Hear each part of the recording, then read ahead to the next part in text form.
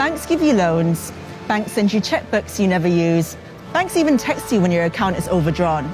Banks are so important that when they get into a mess, the government bails them out, unlike the rest of us. But did you know that the banks that exist today, maybe even the bank that you use, were built off the back of slavery? Empires of Dirt, a show about Europeans getting rich at the expense of everyone else.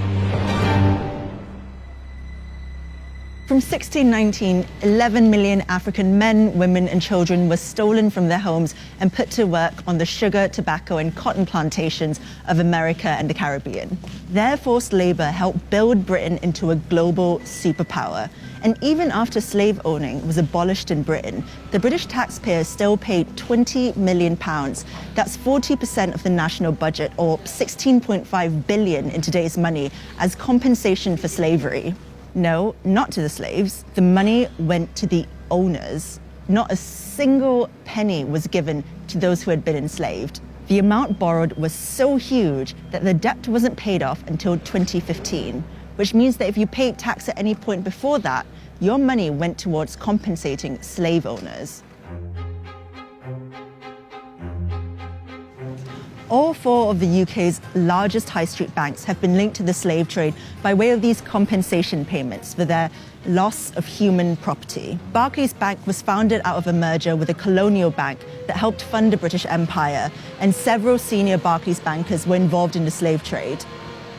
Through HSBC's merger with Midland Bank, one of its first managers, George Pollard, received £230,000 of today's money from British taxpayers as compensation. In exchange, he gave up 134 enslaved people on the Caribbean island of Nevis in the 1830s.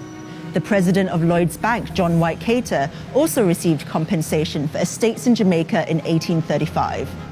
And 27 former members of the Bank of England were linked to slavery in the 18th and 19th centuries, including 11 former governors.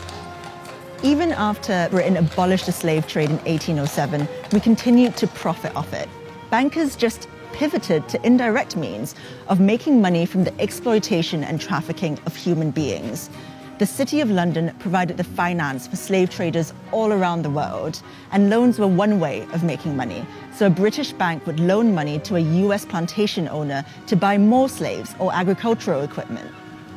If you think mortgages are secured against the land you own, think again. So-called plantation mortgages, where US slave owners would borrow money from British banks, were secured against the value of the slaves they owned, not their land. The Royal Bank of Scotland offered plantation mortgages. So did Barclays. These mortgages were then bundled into bonds and sold to investors all over the world. When the US slave owners made repayments, the people who owned those bonds made a small profit. The City of London has defined British wealth for hundreds of years. Money comes in and money goes out to countries all over the world, and our status as a global power rests on our financial institutions. But the labor that built many of these institutions was enslaved.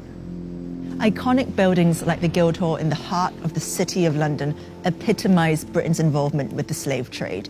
Between 1660 and 1690, 15 Lord Mayors of London were shareholders in the Royal Africa Company, which shipped more African slaves to the Americas than any other institution in the history of slavery.